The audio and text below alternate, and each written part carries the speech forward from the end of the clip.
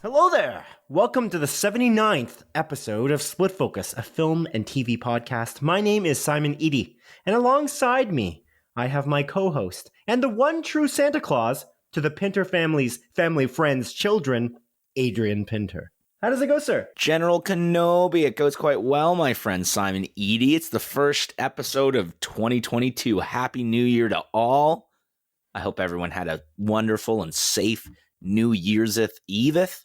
And I hope that this year is a good one. Indeed. Yeah. I concur. Yeah. What did you get up to on New Year's Eveth? Not too much. I just ate another charcuterie board. Nice. And actually, funny enough, I had Hickory Farms, which is a coincidence because we didn't go buy Hickory Farms. We were given it as a gift from our housemate here at the home. And it's a quality gift. He was nice enough to give this as a gift for Christmas. And so we've been snacking on that, and we can't resist the good old chocolate fondue strawberries, you know? Wow. So we keep doing that. We bought more strawberries yesterday. That's awesome. And then while I was in the grocery store, and this grocery store, by the way, in Guelph, Ontario, where we live, this grocery store was like, damn, this has terrible service for certain carriers. I do have Freedom Mobile, but I know that Rogers is really bad in there too, because I also used to have Rogers for work. Rogers and Freedom, by the way, folks, are two carriers, much like Verizon and AT&T in the United States. Just in case you're U.S. based. But regardless, Freedom's a lesser one. It's not normally as good, but Rogers is supposed to be good, or it's supposed to be okay at least. And it has no service, barely any service in there. It's got 1 bar 3G, and I'm just like standing there holding my phone up in the air because the only reason I cared about this is because you sent me a message saying that Betty White had passed away. And I'm like, there's no way this is true. There's been 2 weeks of coverage about her 100th birthday. I was like panicking. And I was just like, this can't be true. This must be a fake. This must be a hoax. On her 98th year, she specifically there was a hoax online. Twitter does this every few years with people. Even if they're young, they're like, oh, wow. Timothy Chalamet passed away. Something. He did? No, he didn't. He did not. Oh. Thank goodness. But anyway, my point is, it was very, very sad, and it was quite heartbreaking in the grocery store. And the grocery store was already stressful enough because people were like bustling around. Bustling, that's not a word.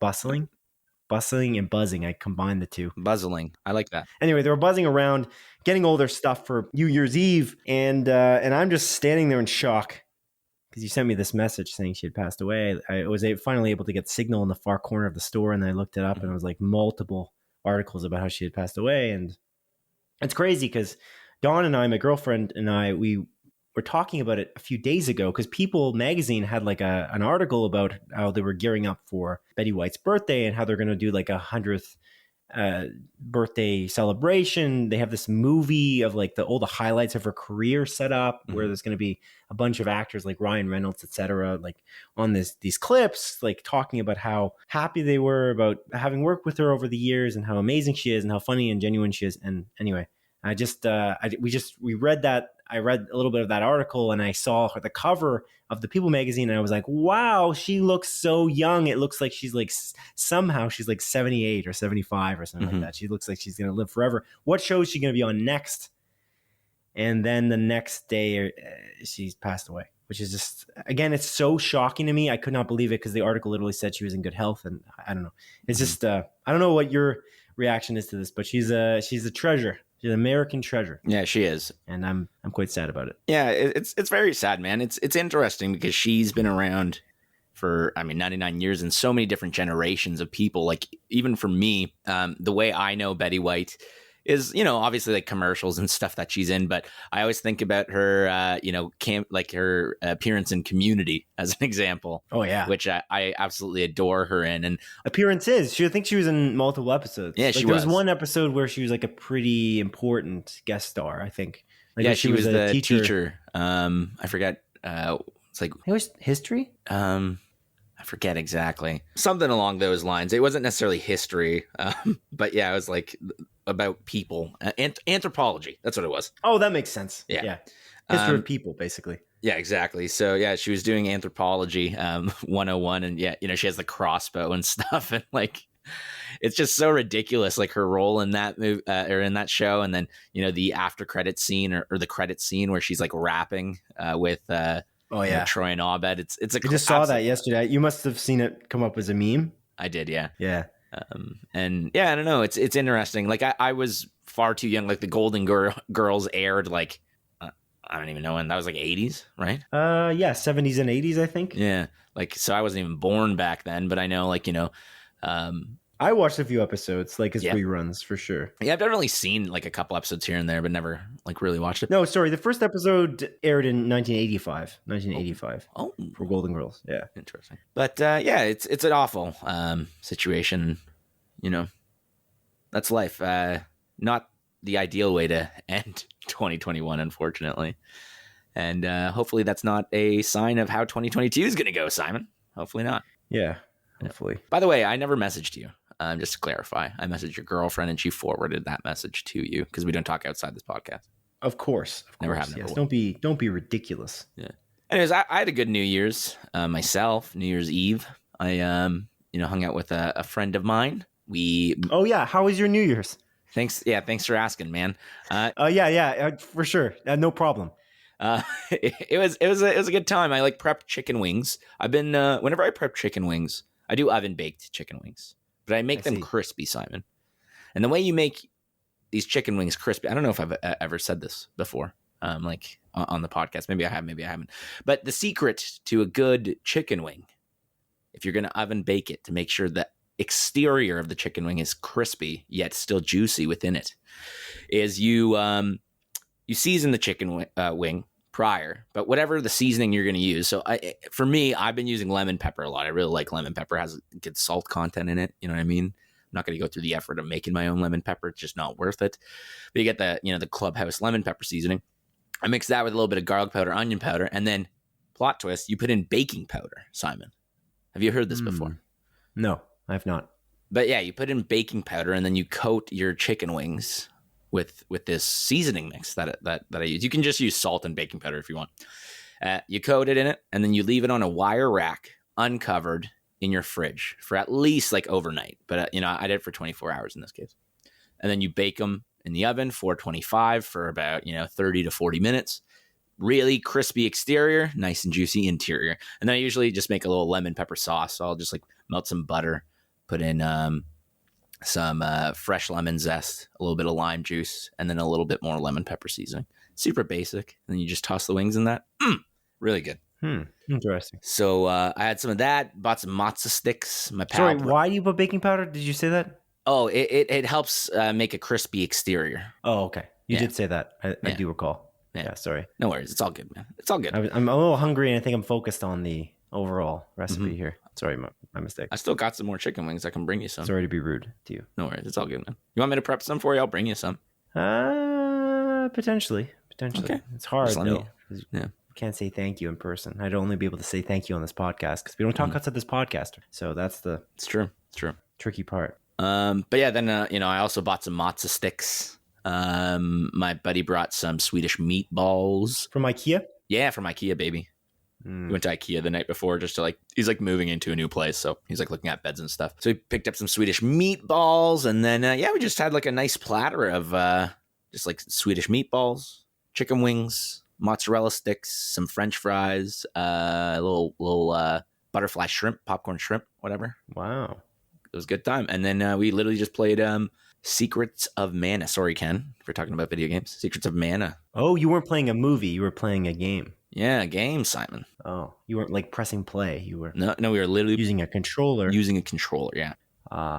And played that for most of the night. It's like a 1993 like Japanese role playing game, and then they did a remaster back in 2018 and released it on like PlayStation 4. So we were playing through that. It's pretty good. It's pretty fun. Interesting. Yeah. After that, me and Peter usually, we had some drinks, and then we usually cap off the night by putting on a comedy special. So we rewatched for probably, I don't even know. I've seen this comedy special so many times, but the John Mulaney Netflix special, I forget which one. He has 3. It was New in Town, John Mulaney, which is like, I think his first one from 2012 on Netflix. Cool. Great stand-up special. I love that. I love John Mulaney. He's really fun. He is indeed. Yeah, and that was my New Year's, my friend. Wow. Yeah. Incredible. You and Peter had a date night. Yeah, he's my boy. He was my New Year's kiss. Nah, that's not true. Ellie was my New Year's kiss, my little baby. My dog. Yeah. You kissed your dog on the lips? Yeah. You don't actually do that, right? No, I kissed her on the head. Okay. Give her a nice little boop on the head. Maybe sometimes on the tip of her nose. Yeah. Because dogs eat poop. So I don't recommend that at all. Well, so do you I. let your dog lick you on the face? Not regularly. She does lick me in the face, though. Like, I think I've explained how, like, Ellie will sometimes wake me up by jumping on my bed and then, like, sitting directly on my pillow, staring right down at me. Like breaking your nose? Yeah. Like breaking my nose. Yeah. That one time. But yeah, she'll, like, jump on the bed and then sit on my pillow. Kind of like when she was a puppy, but now she is, like, 8 times the size. And then she just like stares at me. Obviously, this wakes me up because she's huge. And then like she sees me open my eyes and she gets all excited and then licks my face. And I'm like, this is both a great way and an awful way to start the day. Poop, Adrian. Mm-hmm. I used to let dogs lick my face all the time, but then I started to monitor a little bit more what my dog Reddington does outside, and I realized, Adrian, he eats his own shit. The Reddington eats poop very often, like way too much. It is an incredible amount, and it's not like I think he just did it his whole life. I don't think there's been a change, but I just didn't notice it in the beginning. And I feed him lots, so I don't know what the big deal is, but apparently I looked it up, and it's an instinctual thing with dogs. They need to eat poop. It is. I don't know why. It's some kind of a... They need to. Evolutionary thing that's built into their DNA, that poop is good for them. They believe that it helps them in some way. That's funny. Anyway. He eats his own shit, right? So I don't recommend the face lick. That's all I'm saying. That one Rick and Morty episode. I don't know if you remember. Which one? With like the multiple Jerrys and stuff. Oh. And then sorry, there's like another Rick, and then that like Jerry becomes friends with, and then like the episode ends is like, he eats his own shit, right? And yeah, I use that reference all the time, but it went right over your head. So let's just move on. Yes. Let's move on indeed. Let's reach into the mailbag for a moment here, shall we? We ask our listeners to write into us with comments, questions, and corrections by way of Twitter or by email to splitfocuspodcast@gmail.com. And Kenneth Stadelbauer wrote into us once again, and he said, "My holiday homies," as usual, in no particular order, and in questionable syntax. Interesting that Disney is reviving the Zorro series. I'm curious if they will go with a big-name star like they did in 1957, with Guy Williams, or cast a relative unknown. He continues from here, but I would just like to point out that this particular write-in that he has written in here is also a write-in in reference to episode 67 of our podcast. That's important, Which was to mention. How many episodes ago? 2? So, do you mean 76, Simon? 76, not 67. Sorry, yeah, reverse the numbers. Mm-hmm. No, 77. Oh my God. 77, yeah, that's getting a little confusing. So reverse the numbers. It's still 77. So yes, sorry, 77. My bad. Mm-hmm. Last episode was 78. That was the Christmas episode. This is 79. This is the New Year's episode. Anyways, my point is, he's referencing what we talked about on that episode, which was the Zorro series is coming out on Disney Plus, and Wilmer Valderrama has already been cast, actually. So that's something that happened. Mm-hmm. I think he just didn't know that at the time. But regardless, so they did cast Wilmer Valderrama. Do you think Wilmer Valderrama is a well-known actor, Adrian? I don't know if that's... Like, he's not a big star. Like, he's not a big-name star necessarily. I like Wilmer Valderrama. I thought he was amazing in Awake. Yeah, like, I wouldn't call him a big-name star. I think he has a very recognizable face because of that 70s show, but I don't think too many people know him by name, because I didn't know him by name. Yeah, maybe this will put him more on the map, potentially, because it's probably a pretty big role if they do a good job with the show. But I guess we'll see. Anyways, Kenneth Stadelbauer continued, and he said, "I have doubts of the American adaptation of Train to Busan after the U.S. version of Let the Right One In. Fully expecting a popular actor to lead a flavorless adaptation, distilled of any uniqueness that was found in the original flick." We may as well stop here again, just for the heck of it. We also talked about Train to Busan that week as well. Train to Busan, of course, being a South Korean film that is very well regarded. The sequel, not as much, and you, I think, bloody hated it, if I'm not mistaken. For which one, sorry? Train to Busan Peninsula. Yeah, I did indeed hate it. I didn't even finish it. Yeah, I have my doubts about this new adaptation. Although there's the VHS director is directing it. Yes. So VHS 94. which he seemed to have done a good job with that film. So theoretically, it might be okay. Yeah, it's well rated, like through Rotten Tomatoes. But yeah, it's interesting. I still find, we talked about this on episode 77. We kind of thought it was weird that they would even do, like, why bother with making this an adaptation at all? Just forget about it. Just watch the South Korean film, just like you have with Squid Game. And we questioned whether Squid Game might just be adapted for American audiences or whatever as well, you know? Just an English speaking. Yeah, I wouldn't be surprised if it was. I kind of would, because I feel like it's just as popular in the US. Mm-hmm. So I feel like, what's the point? But anyway, Kenneth Saddlebar continued in his email when he said, "Thank you for another year of movie information, entertainment, and thought-provoking ideas. Your last episode was more humorous, spelt like the body part, than a barrel full of severed arms." That is pretty funny. Yeah, I don't know about that. But anyway, hoping that you both have a merry holiday, at least better than that one year when we were walking in the mall and the fat guy in a red suit called us each a hoe and Simon beat him up. Mm-hmm. I remember that vividly. Kids were screaming and crying. Total chaos. Yeah, it was wild. Yeah, that didn't happen, just to be clear. You're a very violent man. I mean, 2 out of the 3 people that were there are saying that it happened, Simon. So No.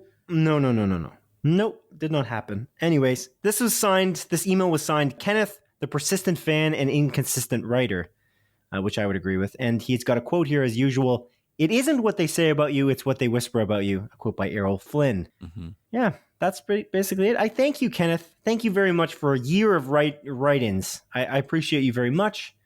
And I hope you had a merry holiday, because our holiday is kind of over, just because I feel like this write-in was missed somewhere in the shuffle because of when we were recording last week, and that's why we didn't put this email on that episode. But it is a lesson to everyone out there listening to this particular episode of our show, episode 79, that if you write in, we will talk about it on the show. So please, I will. Write into us at splitfocuspodcast@gmail.com. Right, Adrian? Yeah, right? Please do it. I love you, Ken. Thank you once again for another year of being a collaborator on our show. Indeed. I love you. Indeed. All right. You're such a violent man, Simon. But on the topic of violence, what have you been watching, my friend? What? I don't know how that's relevant, but anyway. What have I been watching? I've been watching specifically 2 things. One is, I'll talk about it briefly just because I didn't watch it. I watched it long ago, and it's just kind of like a way back playback type situation, and it's Daredevil season 1. We're watching that, my girlfriend and I, because she hadn't seen it initially. She had seen Jessica Jones season 1, or not all the way through, but some of it, but hadn't seen Daredevil, which started it all for Netflix's Marvelous TV series. And let me tell you, I will stand by my belief that this is the best Marvel TV series that has ever been created so far. The acting is top-notch. The writing is top-notch. The backstory, the fight choreography. It is definitely rated R, I guess, if you can say that, for rated M, whatever it is, mature for TV audiences. MA. Because of the language used and because of the blood, the gore. But it's fantastic. It's just such a fantastic show. It is so good. It is so good. And it's so disappointing, again, looking back on Hawkeye. Yeah. Sorry, I shouldn't keep going on about that. I ranted a little too much, and I apologize to our audience out there. If you listen to our Hawkeye A Closer Look episode, which is like a supplemental type bonus episode series of our podcast in which we deep dive into specific TV shows or movies, and we did that with Hawkeye, and I kind of ripped into it maybe a little too hard. It's okay, man. Maybe a little too hard, because I did like the Christmas aspect, and I said that, and I liked the acting, and I liked the actors who were cast in the roles, and I liked, the certain elements, the titling, the music, good stuff. But the overall plot line, I feel like, was lackluster and very surface and didn't go deep enough, as I said. Yeah. But this show goes deep enough, and that's the beauty of it. So that's what we've been watching pretty much day in and day out. Initially, my girlfriend was not that big of a fan. I had to kind of convince her to watch it in the first place. And then as we got to like episode 2 and episode 3, I kept just asking her, like, after episode 2, I was like, what do you think of it now? And she's like, yeah, it's okay. And then after episode 3, I was like, what do you think of it now? And she's like, it's okay. And then episode 4 was like, what do you like? Do you think it's good? And she's like, yes, it's good. I'm like, oh, okay. Alrighty. So we made it. Do you think she just said that it's good to shut you up, or maybe? But I keep asking because I don't want to continue. I don't want to force her to watch anything. I'd rather watch something else. We got like a long back catalog of things to watch, and I'm sure we could just find something else to watch. But that's why I'm asking. I'm not just asking to be annoying. I follow you. Yes. Anyways, what have you been watching this week? Anything cool? Anything exciting? Well, Simon, last week you did a little review for an HBO original TV series called Avenue 5, and you recommended that I give it a go. I sure did. Indeed. So what I did, Simon, is I gave it a go. Oh. And I'm only 5 episodes in out of the 9. Oh. But I really like this, man. You were definitely right. It's right up my alley. I think Hugh Laurie... the premise of the show is essentially a spaceship cruise gone awry, where a bunch of thousands of people are on this little spaceship. It's owned by a super rich billionaire by the name of Judd, this Judd Corporation, and they have this spaceship cruise going on that's supposed to go around like the solar system. And again, things just get a little bit messy during the cruise, and things get go wild. But there is so much. So many cool things that this cast of characters can do together on this, in this setting, that I really, really enjoy. There's a couple that's on the brink of divorce, but they're now stuck in the spaceship for however long and just have to live in the same room together. They're like Zach Wood's character is he's like this people pleaser. Well, he's supposed to be like the people person. He's a customer service representative, and he's the head of customer service. And like you said last week, he is just the worst at his job, but it makes so many funny situations, and there's so many hilarious one-liners that he has. I adore Zach Woods in everything he's in, realistically. Again, like The Office and Silicon Valley, and I really adore his addition in this show. Hugh Laurie is absolutely fantastic as well, and does his character it is very interesting, and like kind of the direction they go with it, I'm really enjoying. And all in all, I think this show's absolutely hilarious. I am also pretty shocked that it is only sitting at like a 66% on Rotten Tomatoes. It is strange because it's really good. It's really good. I remember when this show was coming out, and I was like, I'll probably watch this, or I'll give it a look. And then it was rated relatively bad, and I was like, I'm just going to skip on it. So I'm glad that you bit the bullet and watched it and recommended it to me, because this is a goddamn treasure. I really like this. I really like this show. I feel like this solidifies, with Hawkeye being so high in terms of a 94% or whatever on Rotten Tomatoes, and Avenue 5 being a 60 whatever on Rotten Tomatoes.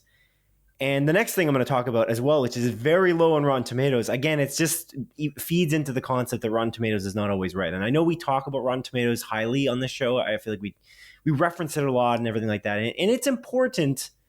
It is a good guideline potentially in some instances. But I feel like our rule of thumb, where if it's below 10%, it's probably going to be really terrible. And if the show or the TV series or movie is above 90%, it's probably going to be amazing. I think that those things are usually right. But then again, Hawkeye, I didn't love. I would argue that you really didn't like the show at all. I know, that's actually one of the outliers. It's funny. It's very rare that there's an outlier in this regard. And I just realized that that's one of the only outliers I can think of that is above 90% that I really don't like. Yeah. Although, again, I can see the merit of that show. It's not a complete disaster. I just feel like it's a trailer for the next movie. That's what I think is the problem with it, is you're not doing anything substantial, and that's the issue. But I don't know. I think people can live with that. It's funny. Would you say because it's like the Amazing Spider-Man 2 of TV shows, the Marvel TV shows? Or it's just setting up a bunch of stuff? That's a good point, actually. But in on that vein, and we've talked about this a lot, Ridley Scott has bashed Marvel. We got Martin Scorsese, who started it all by calling it a theme park films, the Marvel Cinematic Universe and all of the superhero films that kind of followed it. This is a theme park thing.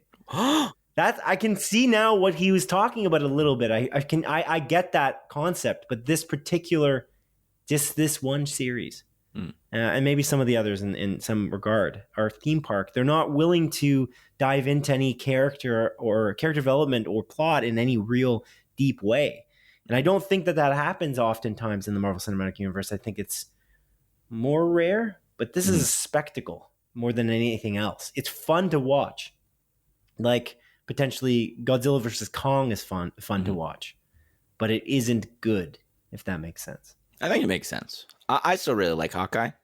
But yeah, like during our little spoiler cast, no spoilers here, by the way, you did like kind of open my eyes to a few things. I'm like, yeah, that is a little bit unfortunate. But I still really liked it as a whole, I think. Yeah. The other thing I watched this week, which really doesn't follow the Rotten Tomatoes pattern here, and I think it reminds me a little bit of how Eternals was rated on Rotten Tomatoes, and it's rated really poorly, but I can't see why unless it's people not being able to accept change. They're resisting change, and that it's a different kind of film in the MCU. Eternals is. Mm-hmm. Don't Look Up is reviewed very badly on Rotten Tomatoes. I think it's 50-something%. And I cannot understand. 55. I just looked it up. It is shocking how low it is because it is incredible. It's a great movie. Adam McKay directs it. He writes it. It's very unique. It's basically a commentary on climate change. And in some way, I feel like COVID maybe too. But the concept of there's a meteor heading toward Earth, is speeding toward Earth, and it's unquestionably going to hit Earth. There's zero question at this point. Scientists have all kind of confirmed it, but people don't seem to want to believe it. And whether it be the people at the top in government or just regular people, they don't seem to act appropriately. And that's kind of what the whole premise is about. The music is so amazing by Nicholas Britell. Nicholas Britell, he does the music for Succession. Mm-hmm. And I just think the music for Succession is amazing. It's really, really good. And it fits so well with that show, that TV series on HBO. Mm-hmm. I can hear the theme in my head as soon as you mentioned that, actually. Yeah. I've been actually watching the season 3 of that too, but I'm kind of taking it down slowly because I really love that show. And I know it's going to be a long hiatus, probably before season 4 comes out. Mm-hmm. But I'll talk about that more when I finish it. But I really think Don't Look Up is masterful.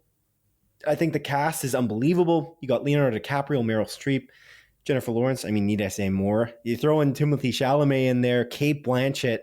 Marinara Grande. Yeah. Ariana Grande, who's really good in it too. And it's cool because Adam McKay, he kind of lives to this principle of kind of letting actors improvise. He writes the script, and I watched this little blurb.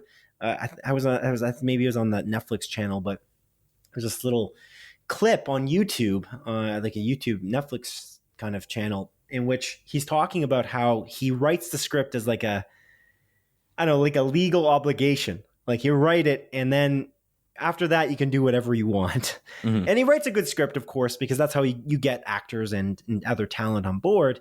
But then afterwards you can kind of just do the lines as they are on the page, and then right after you've done a few regular takes, you can ask any actors to kind of go wild. And I feel like a lot of actors like Leonardo DiCaprio, even Ariana Grande, pulled some really, really cool improvisation into the movie. And it's really, again, it's such a good movie. It's very, very funny.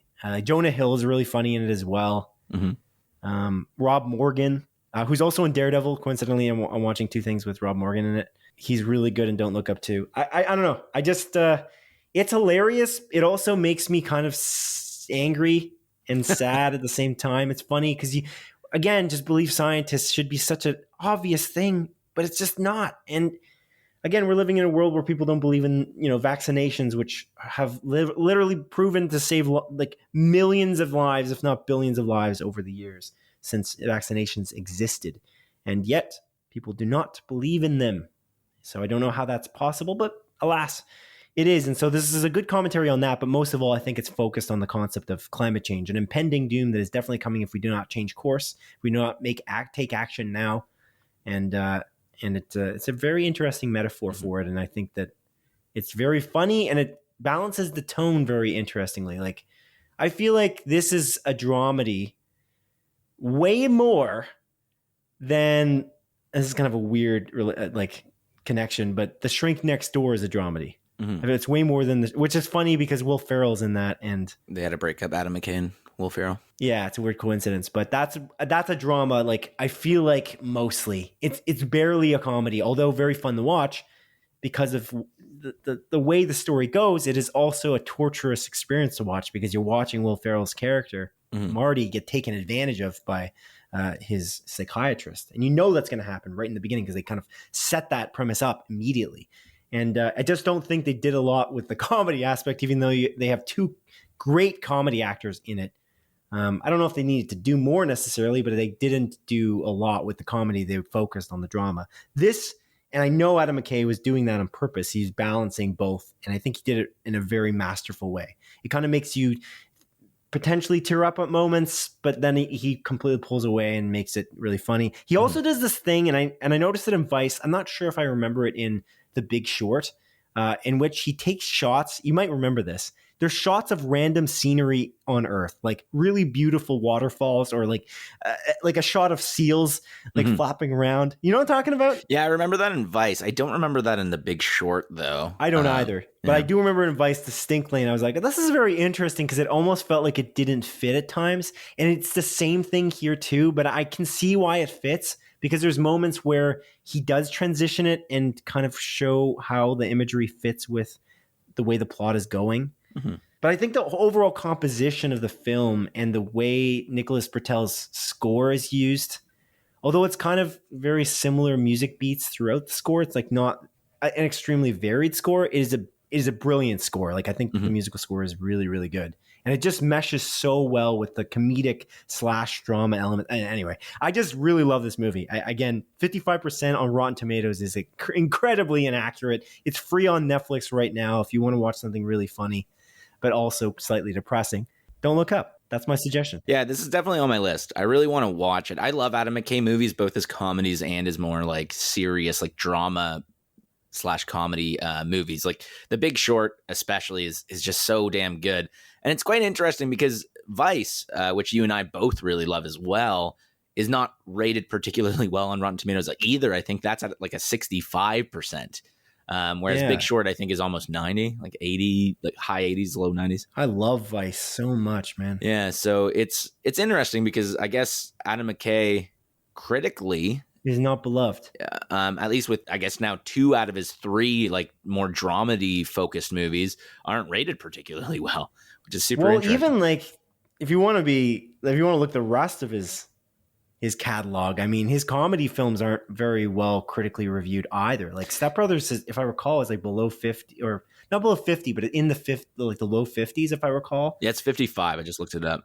Which is strange because people love that film. They love it. Yeah, it's that's blasphemous in my opinion. I don't understand that they love the film. No, that they didn't love the film. That it's only at 55%. Yeah, the critics didn't. Yeah, like where's your I don't know. It's what I said just a moment ago. It's just I feel like it's a resistance to change. Like it's a different comedic film, and this is a different dramatic film. Yeah, it's a different kind of dramatic film. Just stick with it. Okay. But yeah, with Step Brothers, the audience score is 69%.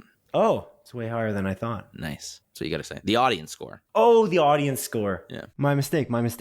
How did Anchorman do in terms of critics score? I think also not well. No, it's higher. I think Anchorman 1 is good and Anchorman 2 is not well reviewed. And anyway, the point is, I don't think it's just Rotten Tomatoes is wrong. Is all I'm saying. Yeah, 66. Anchorman is. Yeah, which is ridiculous. Kind of seems a little low. Yeah, but right on. Yeah, I'll probably watch Don't Look Up in the next week. Sounds good. But yeah, there is one more thing I watched, Simon Edie. Ooh, what is that? And it is the first episode of Book of Boba Fett, which has launched on Disney Plus this past Wednesday. I actually watched it just before recording this episode. Oh, wow. The first episode is directed by Robert Rodriguez and written by Jon Favreau. And it's a good first episode. I quite liked it, actually. I think it's I'm very excited. It's weird. I have this relationship with Star Wars, especially now, post Rise of Skywalker, which, again, we bashed that movie to death. But I have a hard time almost separating these shows from that movie, because these shows now take place, The Mandalorian and Book of Boba Fett take place before Rise of Skywalker. And it's one of those situations where I really like this, but I know where it's going, and where it ends is total garbage, and it's frustrating. And they do a good job of separating it still, but it's just there's this little thought in the back of my head constantly where I'm just like, God, I really hate Rise of Skywalker. Well, okay, hold up here. This is what I would say to you.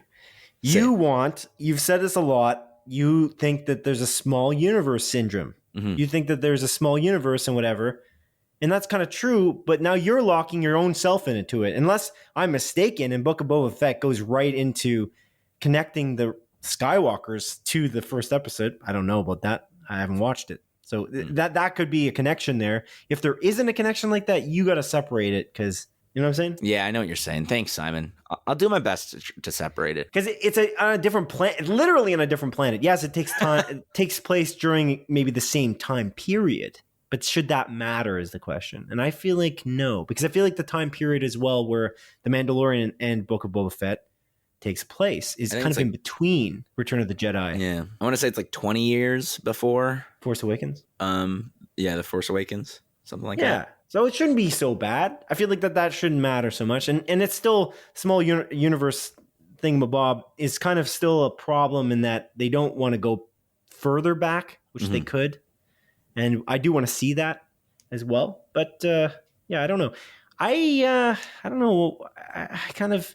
I've not turned off this show, but I just kind of feel like, again, it's going to be one of those things. Like, how long is this episode there, Adrian? 38 minutes, I think. Yeah, it's too short. I don't know. I kind of want to binge it, honestly. I don't know if I'm going to wait. I might end up watching week to week, but I'm not sure. Yeah. I'm tired of this week to week. They're too short. And when you have a disappointment that was the end of Hawkeye, after liking the show pretty well until the end, I kind of don't really have an instinct to do that. It's a weird thing when you have that big of a disappointment. Like if I had watched Daredevil week to week and then watched to the end, I would have been like, okay, that was good. Even then, I feel like the worst episode of Daredevil might have been its finale. So, like season 3 finale? Season 1. Oh, sorry. So like I'm watching season 1 now. So I'm wondering, like, I don't know. I like the Netflix style. I'm curious. I think everyone might just start doing this. You know what I mean?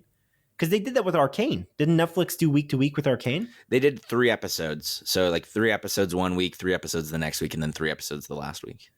That's not so bad. I'm okay with that. You'll allow it? You'll allow Netflix to do that? I'll allow it, yeah. Good. Yeah, I don't know. It's funny, like the way Ted Sarandos talked about kind of the brilliance of changing the TV landscape so that they release full seasons.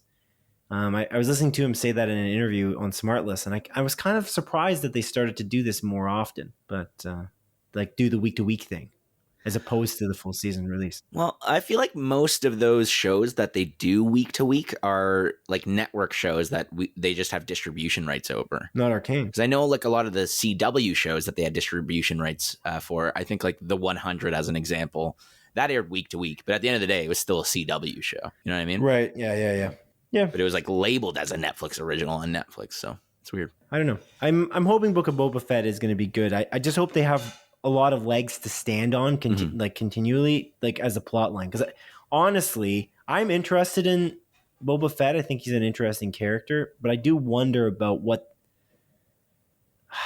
other than him being coming as the trailer shows, a crime lord in Tatooine, I'm curious what more you can do with it. But I guess we're going to find out, and you may already know the direction. Yeah. Do you get a clear direction from the first episode? Not really. It literally is from what was revealed at the trailer, like him essentially just solidifying his place on top of like Jabba's throne or Bib Fortuna's throne. Oh, right. You know what I mean? Yeah. Gotcha. There are some interesting things that they add, which I really like. But yeah. All right. Like flashback related things, but that's really it. And I don't know if they're going to continue on like the flashback, like explaining how he got to where we see him in The Mandalorian as an example. So, oh, that's neat. Yeah. That's smart. Okay. Mm-hmm.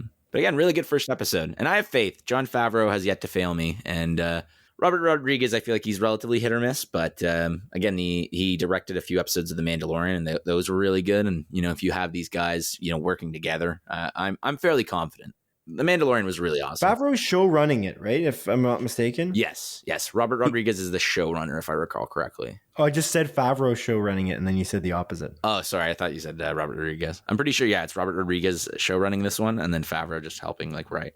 Oh, okay. Interesting. I don't know why I thought Jon Favreau was a showrunner. Yeah, I don't know. It's let me confirm this. Give me a minute, okay? I'm 99% sure it's Robert Rodriguez. Yeah, it is Robert Rodriguez. Cool. Yeah. And Ludwig Göransson's the music composer again, which is exciting to me because I think that the Mandalorian's score is just unbelievable. It's really, really good. And yeah, it reflects in this show as well. The score is awesome. That's sweet. Yeah. I'm still looking forward to it. I just, again, I don't know. It's another Disney Plus show, and I'm just, it's coming off of Hawkeye.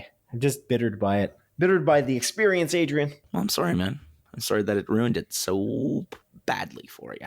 I didn't ruin it. I'll still watch Book of Boba. But anyway, should we move on to the news? You know what, Simon? I'm going to start the year off right and say no.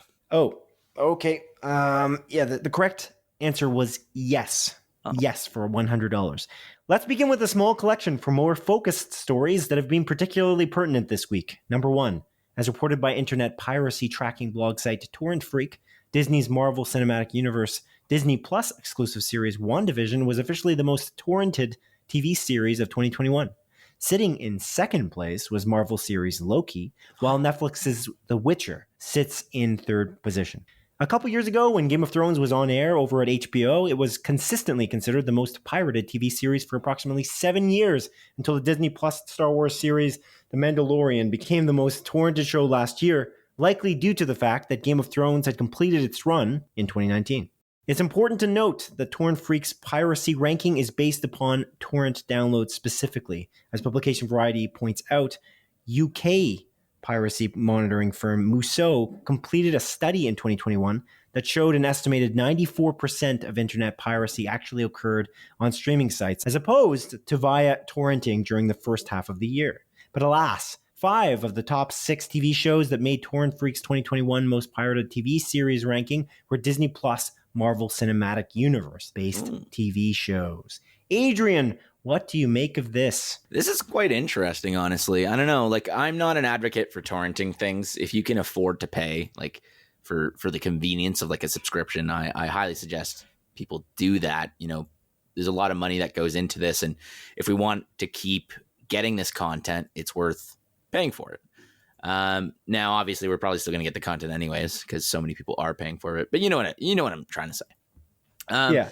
What interests me is that WandaVision is actually the most torrented one. I guess that was in theory the first, or not in theory, it was the first Marvel Cinematic Universe show. So the interest was probably at an all-time high. But I feel like in the grand scheme of things, I feel like a lot of people don't really love WandaVision in comparison to, at the very least, Loki. And then Falcon and the Winter Man or whatever, not being in the top 3 is kind of surprising to me because I assumed that would have been the most popular one in everyone's eyes, although it's my least favorite. So yeah, I don't know. I find that a really interesting situation. The Mandalorian becoming the most torrented show, last year or the year prior or whenever it was, that I feel like kind of makes sense because I don't think Disney Plus launched everywhere at the same time. So, other countries were probably torrenting the show because they literally didn't have access to it. Because I know it launched in the UK later than it did here in Canada or in Australia or whatever. It's also Star Wars, though. Yeah, that too. But I don't know. It's interesting. I don't torrent things anymore. I used to. I will admit. I'm a part of making Game of Thrones the most torrented show because back in the day, it was damn near impossible to get Game of Thrones unless you had a Bell cable box subscription. But as soon as they launched day and date releases on Crave and that you could live stream HBO shows on Crave, I was like, sweet, I don't need to torrent this anymore. And then I just started paying for Crave. Which was only on the last season. On season 8 is when they allowed that to happen. Yeah. So, but you had a cable subscription when Game of Thrones was airing, did you not? I did for some of it when I was at my old house, in Guelph, and then when we moved out to Maryhill 4 years ago, we didn't up the cable subscription. Right. So I was torrenting it for a couple years. I see. Yeah. Wow. Arr, matey. Arr. And then if I ever missed the episode, like while it aired, I would just, again, torrent it and then just watch it. Yeah. Yeah, it never struck me that Captain Falcon and the Winter Guy was going to be the most popular, if that's what you were insinuating just a moment ago. Yeah, that is what I was insinuating. I feel like that was not something I thought at any point. It's also not one of the better reviewed ones out of the options that they've got. I think it's the worst reviewed one. I could be wrong on Rotten Tomatoes, at least by critics, which it may not matter in that it's not always accurate, as we just talked about, but it does sometimes matter when it comes to like people looking it up. Because when you look up these shows online, just on Google, it gives you the Rotten Tomatoes rating like right away. Yeah. So that can influence somebody's choice to watch something or not. It's still at 89% on Rotten Tomatoes for all 6 of those episodes. But I remember that last 89? Yeah. Oh geez, maybe it's higher than Loki then. Let's find out. Let me do some research. I thought Loki's 92. Captain Falcon and the Winter Guy had some pretty badly reviewed episodes that were in the 60s. I could be wrong. I think the last episode, it is technically the worst reviewed because, yeah, WandaVision's 91, Loki's 92, Hawkeye is 93, isn't it? Okay. Still higher than I thought it was. 92. Yeah, Hawkeye's also 92. Yeah. But, yeah, I remember that last episode in general of Captain Falcon and the Winter Man, which I do not like, was reviewed very poorly as well. Like, I think it was like a 50-something on Rotten Tomatoes for that episode alone. Oh, that didn't drop the average that badly, I guess. Yeah. The other thing to mention, too, and you mentioned this already, WandaVision was the first show, which gives it a huge advantage. Over time, people want to buy into that concept. If they're going to pirate it anyway, then they're going to pirate that show first. And then they might not have gotten to the other ones because WandaVision was such a disappointing ending. What? I mean, no. No, it was. It was. You don't have to backtrack. It was incredibly disappointing. But no, it's because there was more time. That would be the main reason, is because there was more time to get WandaVision because it was out for longer. That would be my prediction as to why that would be the top one. It kind of I guess it doesn't go in order though, because Loki was the second most. But yeah, I don't understand this because Disney Plus is, for all intents and purposes, not that expensive, except for Premier Access, which is garbage. But yeah, they did increase the price, to be fair, of Disney Plus, because it used to be like $6 a month or whatever, and then they jumped it up to $13 for us. Yeah, for us it was like, no, I think you just did the American price and then you just showed the Canadian price. Oh, did I? So it does make it look like a huge gap. Yeah, we were paying $8. Yeah. Oh, okay. Or $9, $8.99 is what we were paying to begin. Something like that. Although I paid per year, so I didn't really do the monthly thing, but I'm pretty sure it was $8.99. And in the States, I think it was $5.99, if I'm not mistaken, or $6.99. And now we're paying $13. I mean, not that you would know because you're taking my subscription, but well, yeah.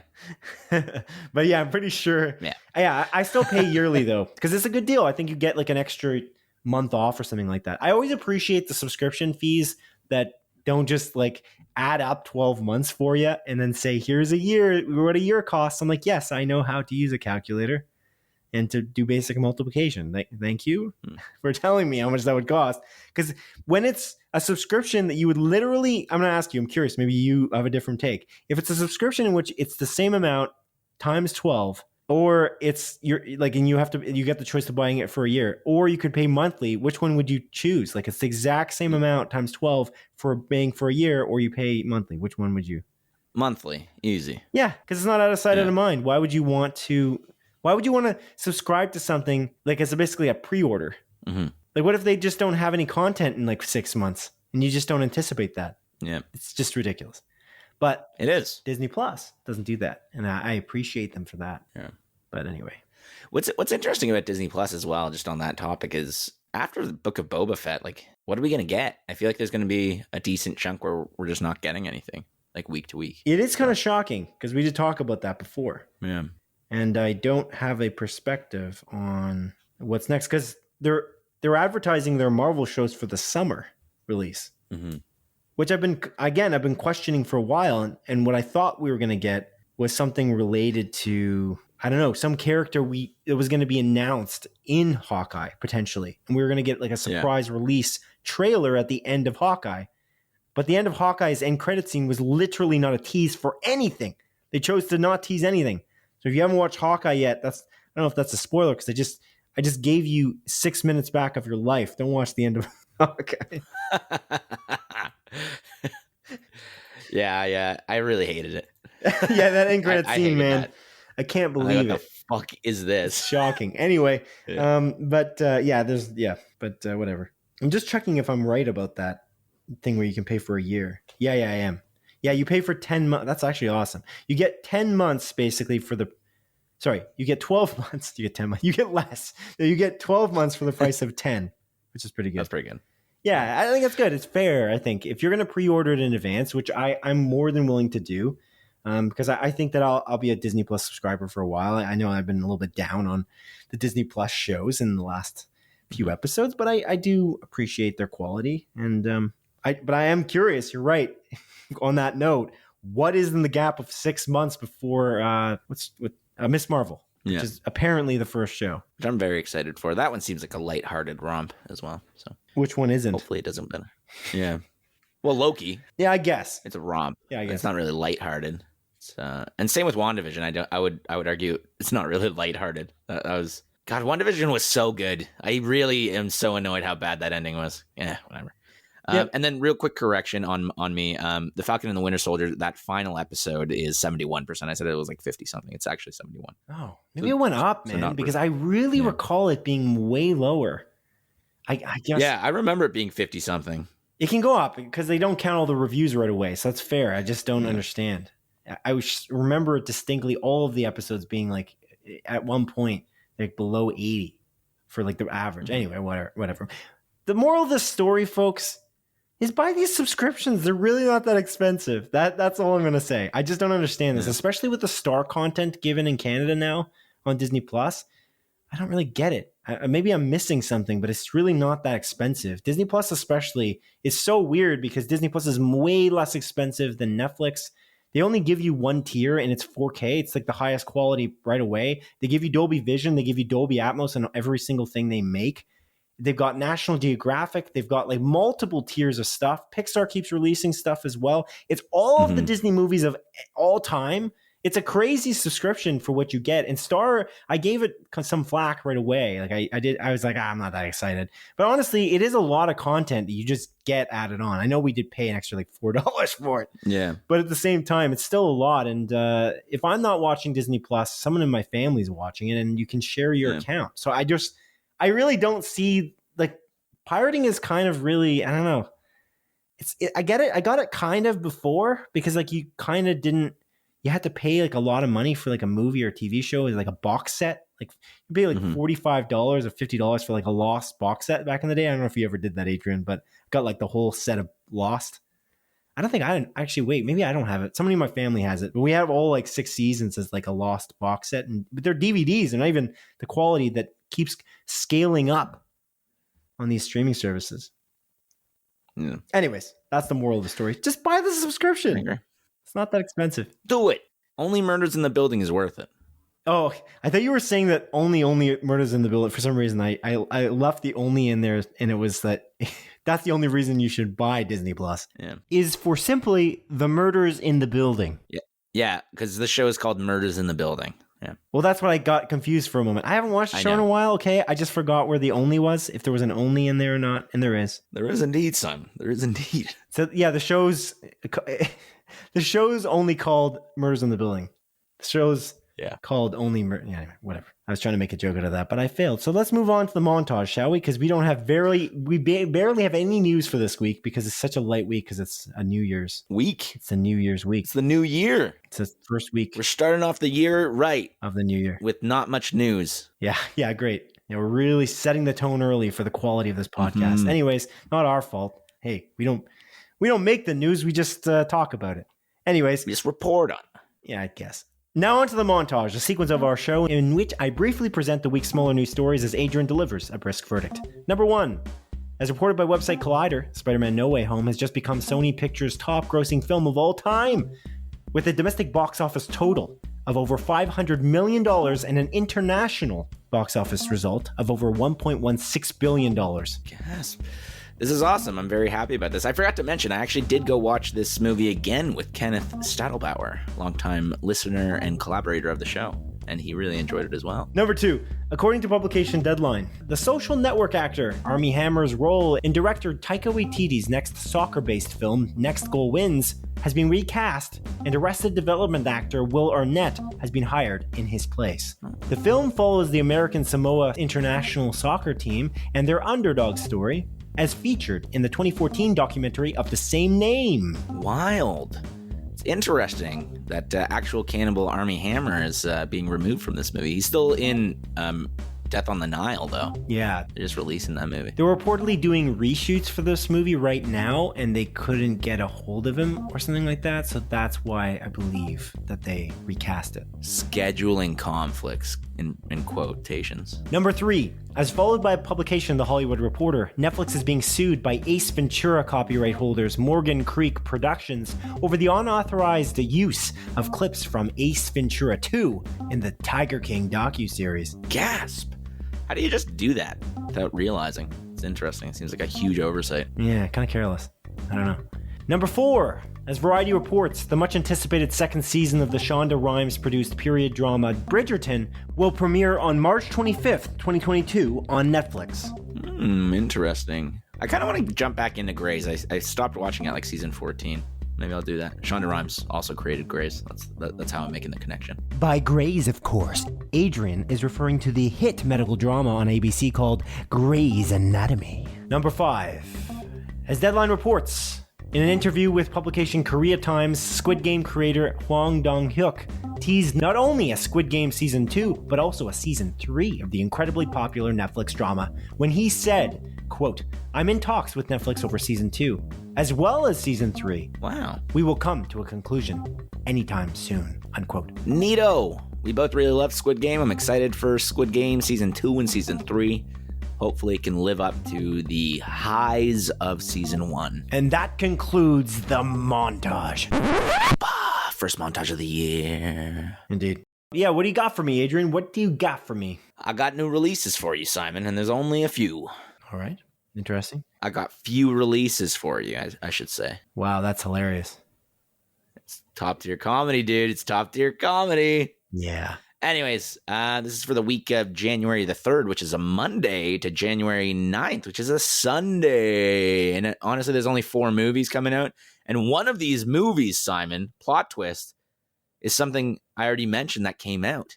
And I'll get to it. Oh, okay. So the first movie coming out is coming out on Tuesday, January the 4th, and it's a movie called The Super Deep.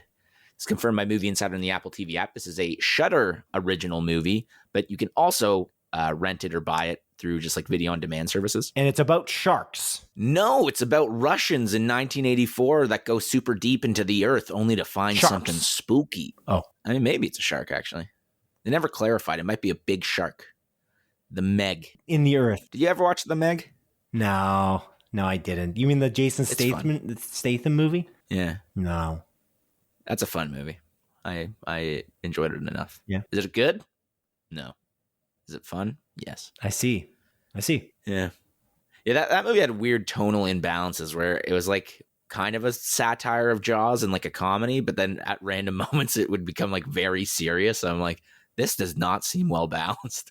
But again, fun time. It's a fun time. Okay. Yeah. Next movie coming out on Wednesday, January the 5th, Simon, and it's a movie called Four to Dinner.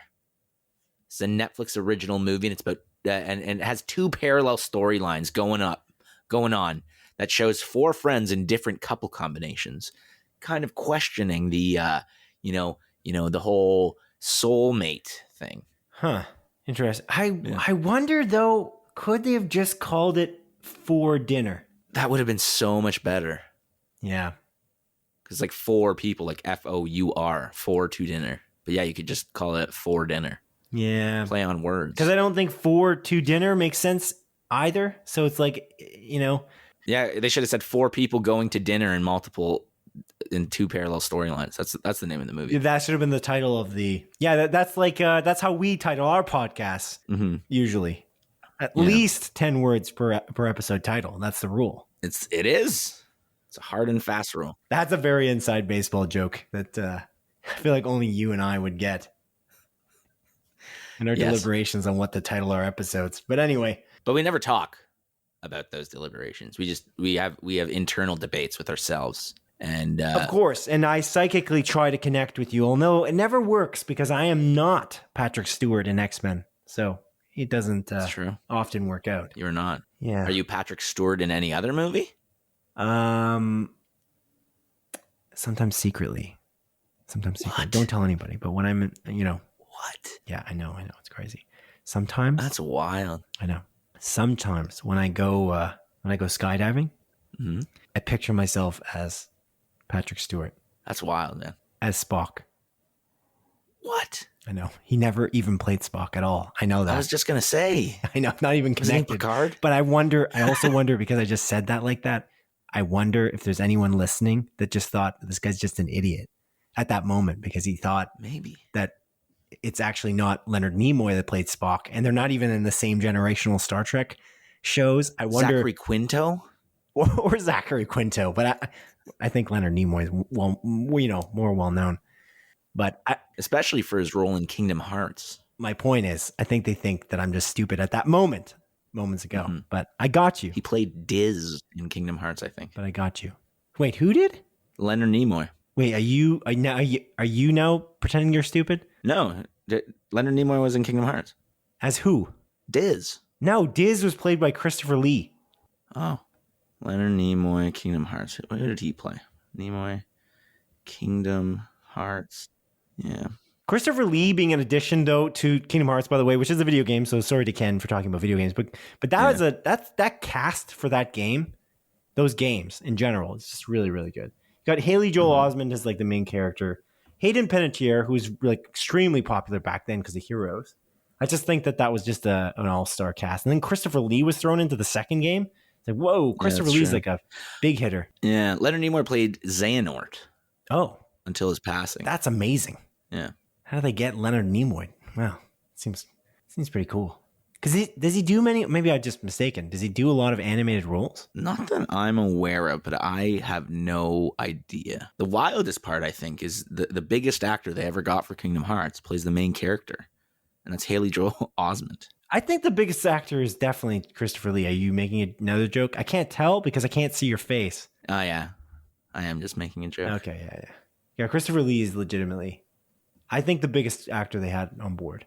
Actually, although Tony Anselmo, who plays Donald Duck in almost every iteration before that, or like to a certain point, like year to year, like for 20 years or whatever, and Bill Farmer were huge. Those guys are huge, theoretically, because they've been doing those roles for so long. So to get the official voice actors of like Donald Duck and Goofy is just unreal. But anyway.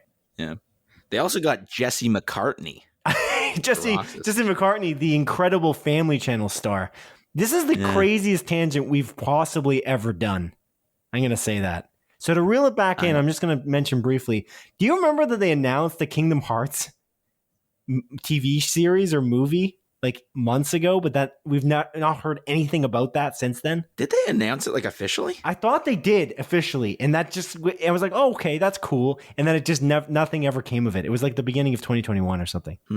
Oh yeah, it was like reportedly. Maybe it's a rumor. I don't know if it was like any like big website that reported on it, but yeah, there's like rumblings that Square Enix was working with Disney Plus on making a Kingdom Hearts show.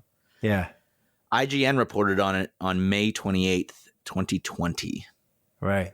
Oh, last year, not even this year. Yeah. Oh, sorry, not last year. 2 years ago. Jesus Christ, I'm already doing it. Man, it's 2022, guys. It's 2022. Anyways, I know that Leonard Nimoy played Spock, okay? This is just to be clear. That was the longest ass running stupid joke in terms of overall runtime on an episode that really was just really dumb and really had no real laugh out loud moment. But anyway, Adrian. I was laughing on the inside, though. Oh, okay. Yeah, I don't think the audience was. What other movies are coming out this week? Well, Simon. What other movies with Patrick Stewart might there be arriving? I don't think Patrick Stewart is in either of these. Damn but it. He might be. You ever watch The Green Room with Patrick Stewart?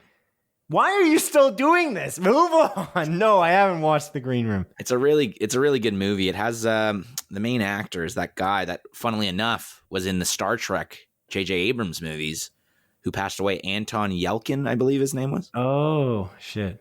Yeah, really great movie though. That's a recent film. Well, relatively recent. Yeah, it's like 2016, 2015. Just looked it up. 2015. Really good movie. That's a 90% on Rotten Tomatoes. Whatever that means. Yeah. I don't like it. Anyways, the last two movies coming out on Friday, January the 7th, Simon.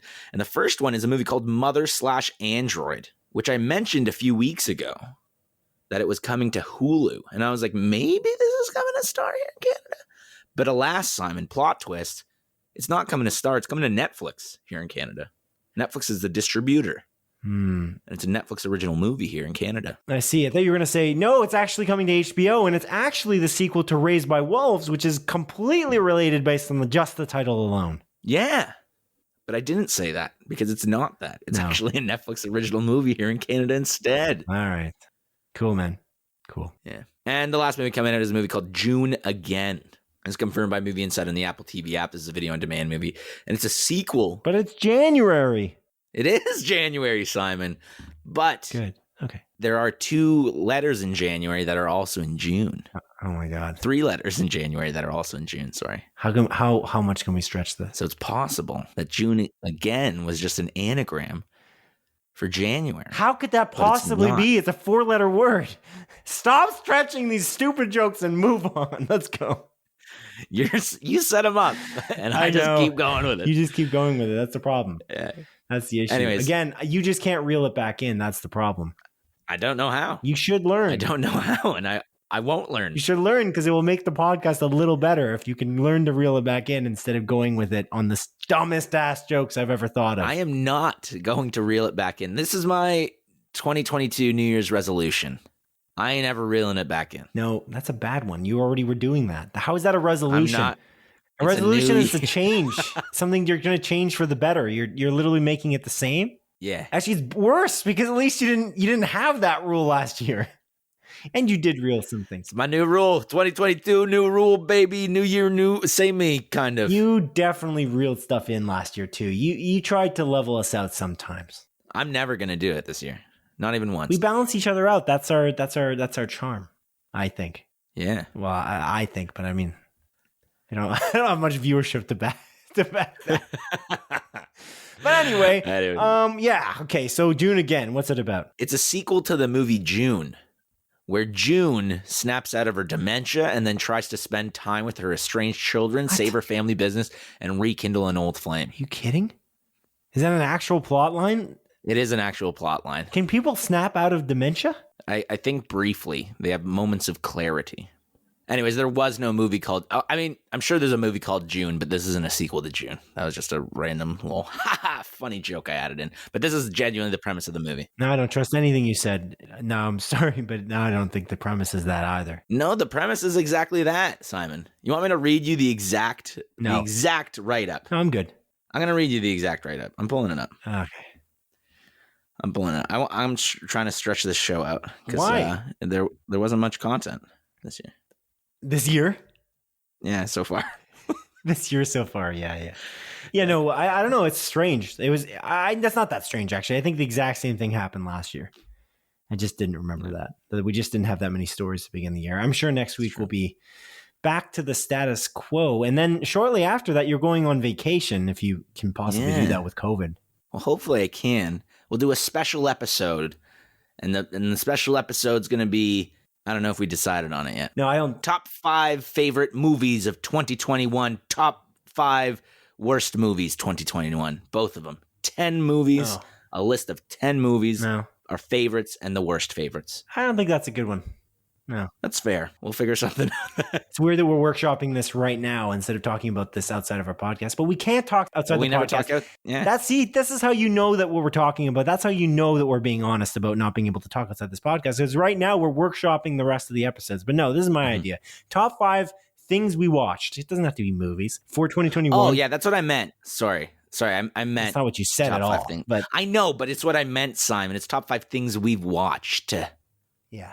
And then it would be top 5 most anticipated films for 2022. Films or movies. Films or TV shows. You don't want to bash shit? I feel like it's fun talking shit about stuff. Yeah, we can if you want. Well, what's a work in progress? I guess we'll talk about it. We'll workshop it. We got a few episodes left before we do that special episode. The reason we obviously have to do a special episode is because I'm not going to ask you to record an episode in Cuba or wherever the heck you're going. Cuba. Oh, yeah, Cuba. What are you practicing? Practicing the speaking English and an accent to go there? Yeah. Oh, okay. Great. Cuba. Yep. No, I get it. Anyways, June again, the actual write-up. You ready? Oh, yeah. I'm ready. During a fleeting bout of lucidity from her dementia, June Wilton has precious little time to bring together her estranged children, save the family business, and rekindle an old flame. So it is fleeting. If that's a thing that happens with dementia, then that must mean that we can somehow cure it. Then maybe I'm a crazy person. I'm no doctor, but that sounds... You are a doctor. Dementia, in my opinion, is one of the scariest diseases, one of the worst, just because of how much of our memories are a part of who we are and our personality. Yeah. And so it's a very sad disease. It is sad. My grandmother is going through dementia. It's unfortunate. Oh, I'm sorry to hear that. It's all good. I think we talked about this briefly when we talked about The Father, which I still haven't watched, honestly, and I really want to watch it because I know Anthony Hopkins won Best Actor for his performance, but I just think it's going to be so sad to watch that I think I've just put it off every time I think to watch it because it's just the concept of Alzheimer's and all that. But anyway. It's depressing. Anyways, that's it. That's all, baby. That's it. That's all. All the movies coming out this week. Alrighty. Yeah. Simon. Yeah. Do you make New Year's resolutions, Sis? No. Do you?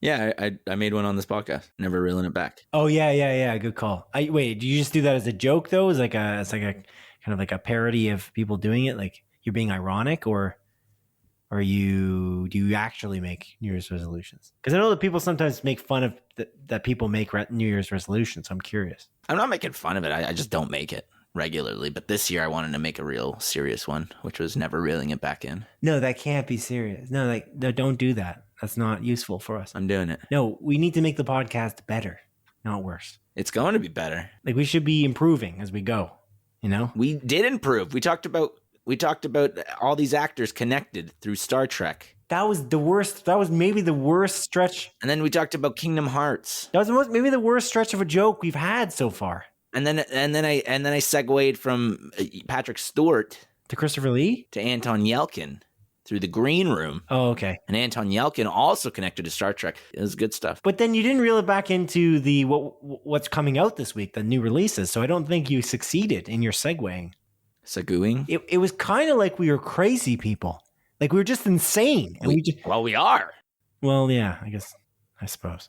Okay, well, that was fun. Adrian, thank you for joining me for the first episode of 2022. Do you have anything? Wow. Do you have anything else to add before we wrap this guy up? Oh, Simon Edie, it's the first episode of 2022. I don't have much to add. Okay. It's going to be a year. It will. Yeah. It will indeed. Yeah. Okay, well. You can find us on all podcast services across the globe. You can find us on Apple Podcasts. You can find us on Spotify Podcasts. You can find us on Amazon Podcasts. You can find us on iHeartRadio Podcasts. You can find us on YouTube Podcasts. You can find us everywhere. Yeah. Everywhere you can find us, you can find us. Indeed. Like and subscribe. If you can review us, I'd appreciate it. Any kind of reviews you can make on Apple Podcasts go a long way for us. You can also find us on Facebook and Twitter if you want to like us there or follow our pages. Mm-hmm.